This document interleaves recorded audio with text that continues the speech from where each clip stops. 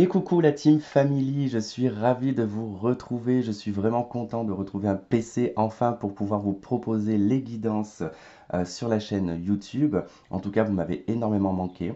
Ça a été pour moi vraiment très très long, même si ça a été que un mois et demi, mais ça m'a paru énormément long. Alors je vous fais cette petite préface parce que voilà, on s'est lancé dans un projet, ma maman et moi, dans la fabrication de bougies artisanales. Voilà, en tout cas, on a beaucoup misé sur les odeurs, sur aussi les composants. On utilise de la cire de soja et de la cire de coco. Et puis au niveau des fragrances, elles proviennent en tout cas de Grasse et on a réussi à trouver une personne en tout cas qui fait de très bons et de superbes parfums qui se diffusent. Mais alors, c'est incroyable, je vous dis même pas. Là, en l'occurrence, j'ai allumé celle qui est macaron framboise, donc limite on a envie de manger la bougie. On a plusieurs odeurs telles que menoil, telles que vanille, bergamote, néroli, liang ylang. Enfin voilà, je vous mettrai toute la liste dans la barre de description. Les contenants, c'est pareil, on a plusieurs contenants qui seront aussi différents puisque on va peut-être travailler sur un système de recyclage. On va essayer de faire le moins de gaspillage possible en tout cas et de rester le plus naturel possible aussi. Donc voilà, en tout cas, si vous avez envie de vous faire plaisir, voilà, de vous faire plaisir avec une bougie, ou du moins vous avez envie de personnaliser votre bougie en termes d'odeur, enfin, on peut voir ensemble, on peut travailler ensemble pour essayer de trouver quelque chose qui vous correspond par rapport à votre personnalité, ou par rapport à votre signe astrologique, ou un cadeau que vous avez envie de faire à un proche. N'hésitez surtout pas, envoyez-moi un email, ça sera la même adresse email que pour les consultations privées. Donc, pour l'instant, on n'a pas encore fait un site internet ou une adresse email propre à ça, mais ça viendra. Mais voilà, comme on vient que de se lancer, voilà, moi je vous les propose en tout cas sur la chaîne. Si vous avez envie de vous faire plaisir et de nous faire plaisir à ma maman et moi, surtout voilà, n'hésitez pas, envoyez-moi un email et puis on en discutera ensemble. Ensuite, nous allons faire la guidance pour la période du 15 juin au 30 juin 2023, générale et sentimentale, pour chaque signe. Donc voilà, là c'est qu'une préface et on va se retrouver maintenant pour les guidances donc des signes. Et je vous dis donc à tout de suite, je vous embrasse et encore merci de nous soutenir si vous le souhaitez en tout cas pour nos bougies. En tout cas, ça nous fait énormément plaisir. Je vous embrasse et je vous dis à tout de suite. Et la team Verseau, j'espère que vous allez tous et toutes bien. Donc on y va pour la guidance générale et sentimentale pour le 15, enfin pour du 15 au 30 juin 2023 pour le signe solaire ascendant et lunaire. Si vous avez besoin d'une consultation privée avec moi, vous avez mon adresse email dans la barre de description. Si vous avez besoin de plus d'informations pour les bougies, c'est également sur la même adresse email. N'hésitez pas en tout cas à me demander des informations.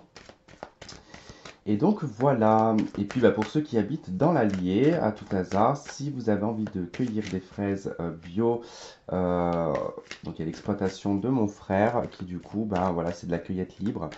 Et voilà, n'hésitez pas aussi à me demander hein, si vous êtes dans les parages, voilà, que vous avez envie de fraises quoi.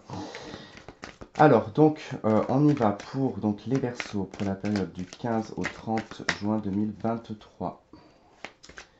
Alors, on y va. On va aller voir. Donc, déjà, on va faire un tirage en croix celtique.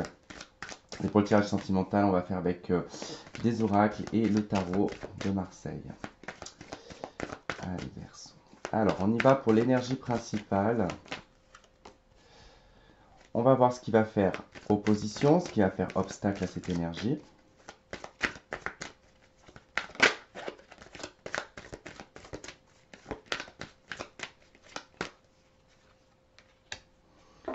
Ce que vous souhaitez pendant cette période.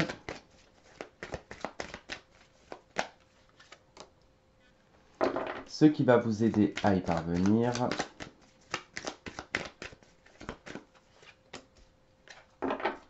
Votre passé proche.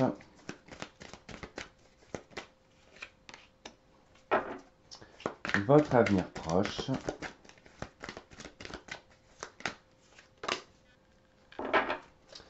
Votre atout.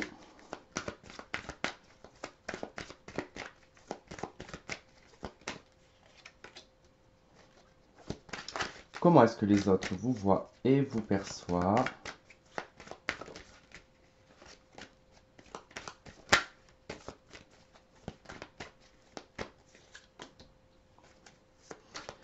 peur, doute, espoir. Et le résultat de cette quinzaine. Ok, alors en d'autres decks, nous avons le pendu, la 2 de denier, la 10 d'épée, la 9 de denier. Ok, ok, bon. Euh, il y a quelque chose qui touche vos valeurs ici avec l'hiérophante et la 9 de denier. Ça touche vos valeurs alors humaines, hein, ou ça peut toucher aussi vos valeurs matérielles et financières, hein, bien évidemment. Puisqu'ici, on va parler quand même de l'indépendance, de la valeur que vous portez aussi, de l'autorité morale que vous avez envers vous. On voit qu'ici, il y a quand même quelque chose qui se termine, il y a quelque chose qui a été blessant, qui a été relativement lourd, qui vous a obligé quelque part ici à devoir peut-être faire un choix, à devoir peut-être aussi jongler ou hésiter, en tout cas, à savoir si on mettait un terme ou si on prenait le temps ici de réfléchir avec le pendu, d'accord? Le pendu ici vous indique quand même de prendre le temps nécessaire pour avoir le recul qu'il faut pour prendre une décision, ou du moins pour trouver une solution, voir les choses sous des angles différents, pour justement comprendre la situation, d'accord? Allez, on va aller voir ce que ça donne dans le tirage. Alors, l'énergie principale, on est au valet de bâton. Alors, on est plutôt dans une énergie d'innocence, dans une énergie un petit peu infantile. Ici, ça parle de beaucoup de créativité, beaucoup de passion, beaucoup de fougue. C'est un petit peu le personnage de Je vis au jour le jour. C'est un petit peu comme le mat, on va dire ça comme ça, un petit peu comme le mat, mais voilà, qui a envie un petit peu de laisser sa trace, qui a un petit peu envie de se montrer, qui a envie d'être remarqué aussi. C'est une carte en tout cas qui est reliée au bâton, donc tout ce qui est passion, tout ce qui est créativité, tout ce que l'on entreprend, le travail, les activités, enfin voilà, tout ça. On voit que vous êtes quand même dans une bonne dynamique, hein, puisque là il y a une énergie qui est assez jeune, donc on va dire beaucoup de puissance, beaucoup un côté très actif, en tout cas présent en vous. Et puis, bah, avec le valet de bâton, on peut parler ici de nouveaux commencements, de peut-être un nouveau travail ou d'une nouvelle activité aussi, hein, ça peut être le cas. Alors, qu'est-ce qui fait l'opposition à cette énergie-là? C'est la justice. Alors, c'est peut-être voilà, des choses bah, tout simplement d'ordre légal qui vous bloquent. Le fait qu'on ne peut pas faire tout ce que l'on veut et comme on veut, qu'il y a des règles, qu'il y a des lois à respecter. Peut-être que ça vous bloque, ça vous freine. Peut-être que vous êtes aussi bloqué par des choses juridiques, tout simplement, parce que bah, peut-être qu'il y a des documents qui prennent du temps, peut-être que le fait de passer par certains sites administratifs, ça prend du temps pour avoir un rendez-vous, donc peut-être que vous n'arrivez pas à vous lancer dans un projet.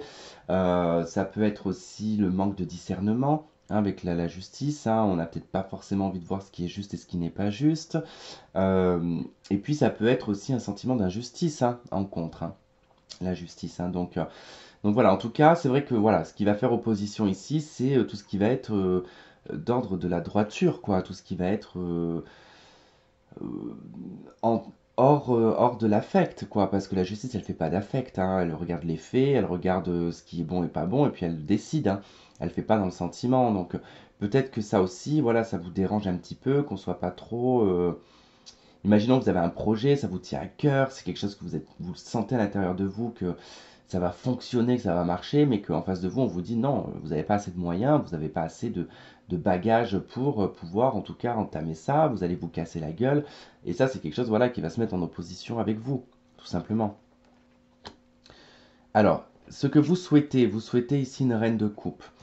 La reine de coupe, alors soit si vous souhaitez ici d'avoir un apaisement affectif, émotionnel, être comblé sur le plan amoureux aussi, en tout cas ça touche votre émotionnel, donc d'être comblé, d'être bien, ça peut être pour des femmes ici d'être maman, pour d'autres ça peut être aussi le souhait ici de retrouver un lien avec sa maman. En tout cas il y a un côté très maternel avec la reine de coupe. Et la reine de coupe, elle a envie de partager ses émotions, elle a envie de donner de l'amour, elle a envie de choyer, elle a envie de protéger quelqu'un. C'est l'amour tout plein, quoi. Donc il y a vraiment un besoin, je pense, d'amour pour vous, les Verseaux, qui est assez important sur cette deuxième quinzaine du mois de juin, quand même. Hein. Qu'est-ce qui va vous aider à y parvenir? C'est la 7 de denier. Ça va être la patience, ça va être le fait d'attendre aussi que vous ayez les résultats de ce que vous donnez aux autres, d'accord? Si c'est purement humainement parlant, Voilà, n'attendez pas toujours un retour immédiat des gens, d'accord? On vous dit d'être patient, que c'est en donnant petit à petit que vous allez récolter au fur et à mesure le fruit de votre travail, d'accord? C'est la patience, la 7 de denier. Si c'est par exemple le fait de vouloir enfanter, de vouloir être maman, et bien effectivement, on vous dit aussi d'être patiente, de prendre le temps, d'accord? Que les choses se mettent en place, que ce soit le bon moment pour vous, en tout cas, d'être maman, d'accord? Qu'est-ce que je pourrais vous dire d'autre? Bon, c'est vrai qu'après, si c'est le fait de vouloir être enceinte, bon, c'est vrai que là, ce qui peut être dans le contre et en tout cas dans l'énergie et le contre, c'est peut-être le manque de patience, hein. C'est peut-être qu'on veut trop tout de suite, d'accord? Ça, c'est possible, hein. Donc, alors qu'on vous dit, voilà, il suffit juste d'attendre le bon moment et que c'est faut attendre la gestation, que ce soit la bonne récolte. Si c'est au niveau affect aussi, affectif, et ben c'est pareil, il va falloir être patient et patiente, hein. Dans le passé, on a la 8 de bâton. On nous parle ici de beaucoup de communication, beaucoup d'échanges, beaucoup de déplacements aussi, hein. Ça parle d'interaction, la 8 de bâton. Tout a été plus ou moins rapide, hein. Vous avez dû vivre une forme d'accélération dans votre vie, peut-être sur tous les domaines ou sur un domaine en particulier. Mais quoi qu'il en soit, voilà, il y a eu beaucoup peut-être d'échanges, beaucoup de communication à travers les réseaux sociaux, à travers les sites de rencontres. Au niveau du travail, c'est pareil, peut-être beaucoup de CV envoyés, beaucoup d'échanges téléphoniques en lien avec ça. Enfin voilà, en tout cas, vous avez dû vivre pas mal de déplacements, pas mal de communication, beaucoup d'interactions et d'échanges, hein. Dans l'avenir, on vous parle d'un œuf de bâton, on vous parle d'obstacles. Donc c'est celle qui suit, en tout cas, s'il y a une continuité avec votre passé, votre avenir, avec les bâtons. Donc la 9 de bâton va vous dire ici que c'est pas parce qu'au fait on arrive des fois à une finalité ou qu'on a atteint un objectif qu'il n'y a plus d'obstacles, d'accord? On vous dit quand même de vous méfier des personnes extérieures. La 9 de bâton, ce sont les obstacles extérieurs. Ce sont les gens qui vous mettent des bâtons dans les roues. Ce sont des choses que l'on intériorise parce qu'on est dans un ermite de bâton. Donc on a tendance à s'agacer intérieurement parce que les autres nous agacent parce qu'ils nous mettent des bâtons dans les roues. Euh, il va falloir quand même se la jouer fine, d'accord? Il va falloir accepter qu'il y ait des obstacles, accepter qu'il y ait des difficultés et que parfois il y a un danger, d'accord? Mais voilà, vous allez devoir encore passer par des périodes d'épreuves et d'obstacles dans votre vie. Alors, votre atout, 7 d'épée. Alors, on va pas dire que votre atout, c'est d'être le parfait voleur et le parfait manipulateur, loin de là. Cette carte-là, elle a beaucoup d'interprétations, notamment, elle a une interprétation d'intelligence qui est que on est un très bon stratège quand même. Donc, il peut être question ici que vous êtes suffisamment intelligent et intelligente en fait pour mettre en place des stratégies d'action pour votre bien-être, pour votre vie professionnelle ou votre vie sentimentale, d'accord? Donc ça c'est un atout de pouvoir aussi exprimer indirectement quelque chose, hein. La 7 d'épée, pardon, c'est un personnage qui vole et qui fait en sorte d'être vu, d'accord? Donc vous faites peut-être des choses, des actions volontaire, tout en étant dans la pleine conscience, pour qu'on vous remarque et que les gens réagissent.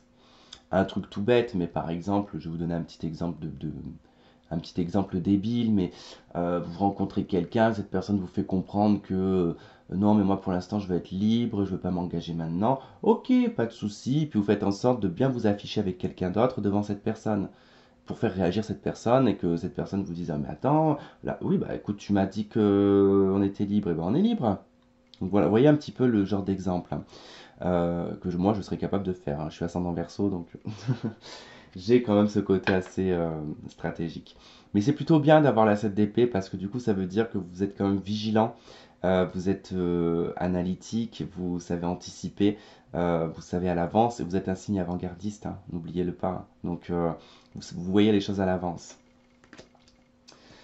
Comment est-ce que les autres vous voient et vous perçoivent? Ils vous perçoivent en cavalier de bâton, ils vous voient comme quelqu'un de passionné, quelqu'un qui est un petit peu sur tous les fronts, quelqu'un qui action-réaction, quelqu'un qui bouge énormément, quelqu'un qui peut être vu comme quelqu'un d'instable, mais bon, après c'est selon chaque personne voit chaque caractère différemment, forcément, donc on n'est pas dans la tête des gens, mais là en tout cas on vous voit comme quelqu'un de relativement passionné, quelqu'un de fonceur, quelqu'un qui est tout feu tout flamme, qui vit au jour le jour, qui a envie d'aller là, bah, il y va, vous dites, moi je sais pas, à 17 h, tiens je pars dans le sud, et bah vous avez déjà chargé la voiture, à 18 h vous êtes parti. Enfin, vous voyez, c'est des trucs très spontanés en fait, hein.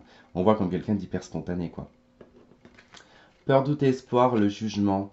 Ici, pour moi, ça serait plutôt, comment dire, peut-être la peur que les choses recommencent ou que les choses tournent en boucle, qu'il n'y ait pas de finalité, qu'il n'y ait pas de but précis. Si ça serait l'espoir, ici, on parlerait plutôt d'un espoir de renaissance, d'un espoir de retrouver une joie de vivre, de retrouver un nouveau départ, de renaître de ses cendres, de repartir sur de nouvelles bases, enfin en tout cas voilà, de ressentir un éveil spirituel, de ressentir des signes de l'univers aussi, hein. Avec le jugement, c'est ça, c'est des appels, hein. Ça veut dire qu'on est appelé par une force extérieure qui nous pousse à faire quelque chose. Donc je pense que là, voilà, ça peut être autant une peur comme ça peut être un espoir. Euh, En tout cas, dans ce secteur-là, avec le jugement, quoi, hein. De renaître de ses cendres. De revivre, hein, tout simplement. Je pense qu'il y a une notion de revivre. Votre résultat, 5 de denier. Attention, attention, 5 de denier, il peut y avoir de la perte autour de vous, de la perte financière, de la perte amicale ou sentimentale. En tout cas, ça parle de rejet, la 5 de denier. Euh, alors peut-être que c'est nécessaire, hein, de passer par cette étape-là de perte, hein.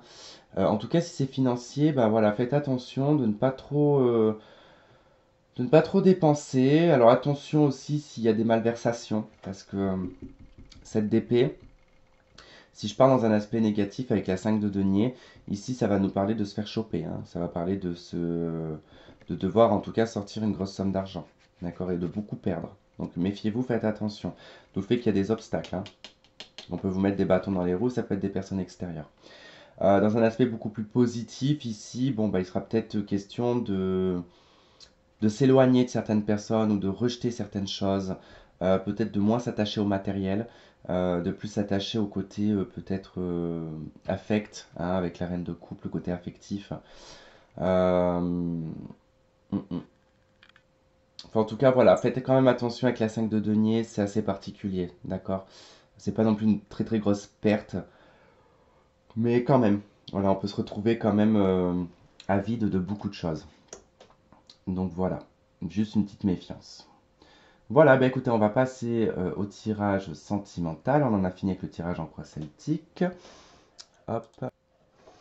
Ok, allez, on y va pour le sentimental. On va prendre une carte des anges de l'amour pour avoir en tout cas une énergie de base. Alors, qu'est-ce qu'on a pour les Verseaux pour la période du 15 au 30 juin 2023? Sentimental pour les Verseaux.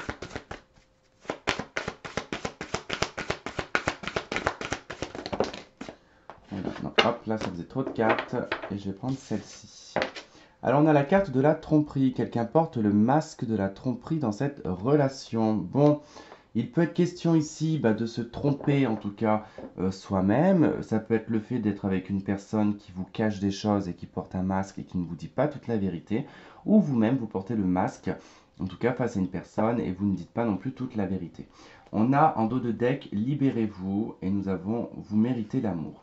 Donc peut-être qu'il faut se libérer ici d'une personne qui justement porte le masque, ne se montre pas totalement sincère avec vous. Et donc peut-être qu'il va falloir faire un petit tri et faire un nettoyage. Allez, on va aller voir ce qu'il y a avec le tarot.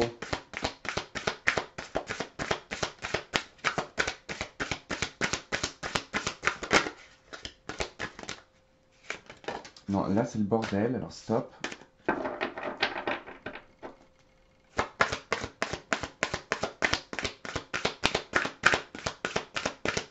Allez, qu'est-ce qu'on a pour les Verseaux sentimentaux?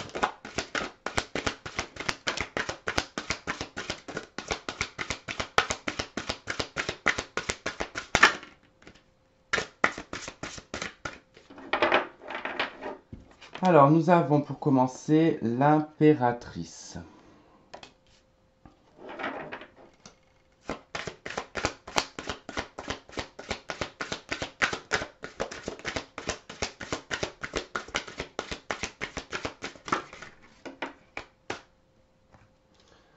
On a la 5 d'épée.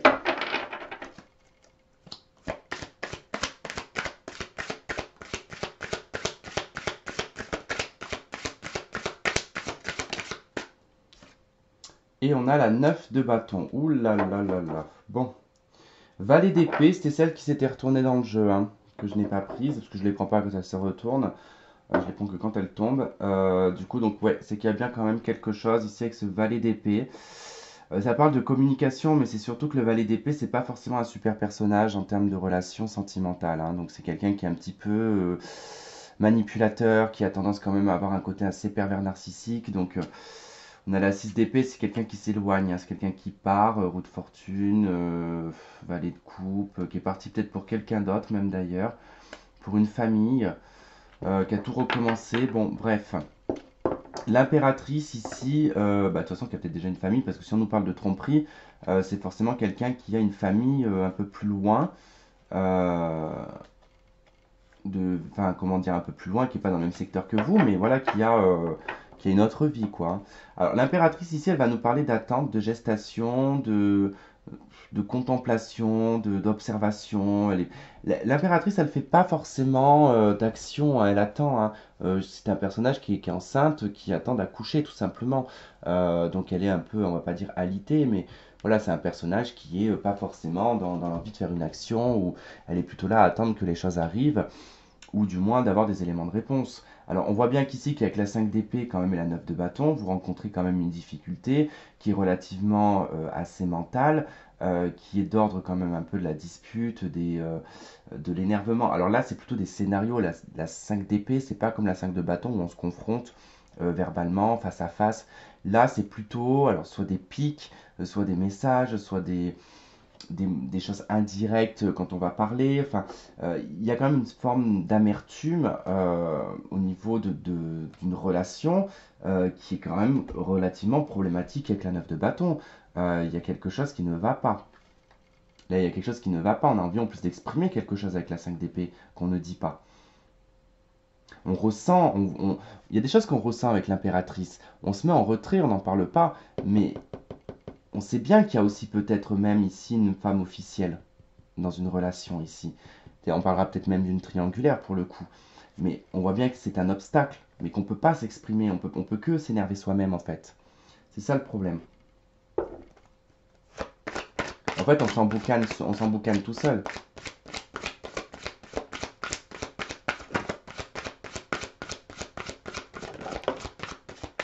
Alors, on vous parle d'une porte ici, d'une ouverture, alors peut-être d'une échappatoire, hein, c'est possible.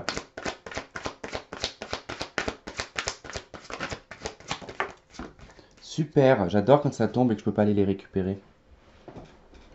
Et ben, je peux pas la récupérer. C'est ça le problème là. Je peux pas. Non, je peux pas. Sans tout défoncer, je peux pas.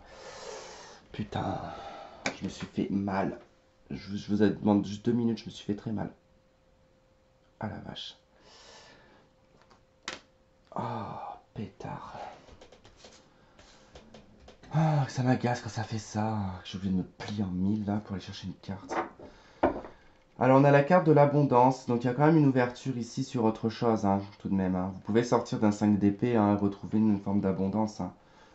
En plus on vous dit de plutôt vous orienter vers la lumière que de vous orienter vers le côté sombre, hein. Je crois que je me suis pété une côte. J'ai dû m'appuyer sur le rebord de la chaise, sur la coudoir, du coup ça m'a fait mal.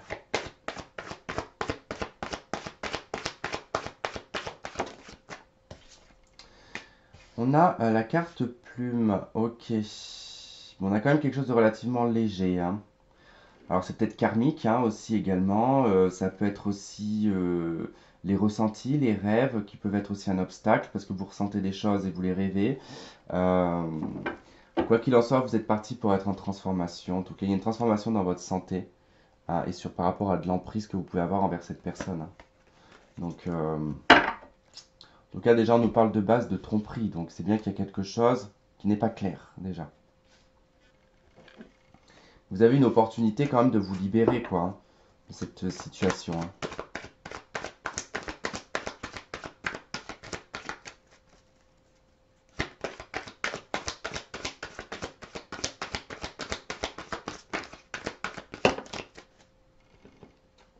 cartes. Bon, on va les prendre. Donc on a le soleil et la transformation. Vous voyez ici avec l'impératrice, la porte, le soleil et la transformation, cette gestation, cette attente que vous vivez, cette patience que vous subissez, elle est juste là pour vous ouvrir en fait cette porte de transformation, de métamorphose qui va vous emmener dans le succès. Et on vous dit que tous les espoirs sont permis, c'est une bénédiction. Mais ça, tout va dépendre des choix que vous allez faire. Et surtout si c'est un choix que vous faites avec votre âme.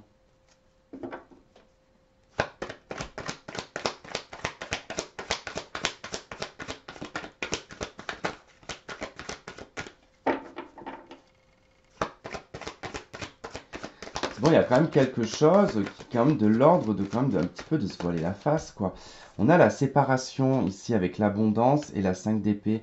Mais quand vous voyez la carte de la 5 d'épée, qu'on voit ce personnage qui se cache la moitié du visage et qu'on a l'ombre ici d'un homme, d'une personne qui est dans l'ombre, hein, qui fait partie peut-être de vos bagages, qui est toujours un petit peu dans l'emprise, enfin, vous êtes toujours peut-être dans l'emprise de cette personne.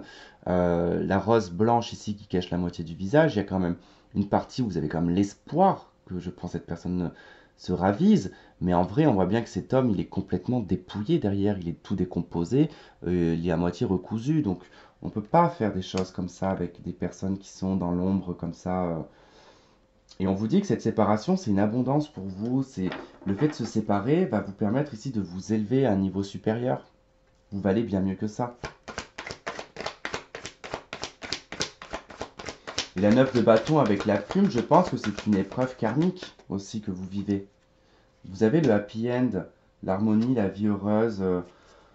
On parle de la fin d'un cycle avec l'hiver. Donc non, c'est que je pense que là, il va falloir vous sortir de cette situation-là, d'ouvrir cette porte, d'accueillir l'abondance, d'accepter l'épreuve karmique que vous avez vécue pour votre propre bien-être ici.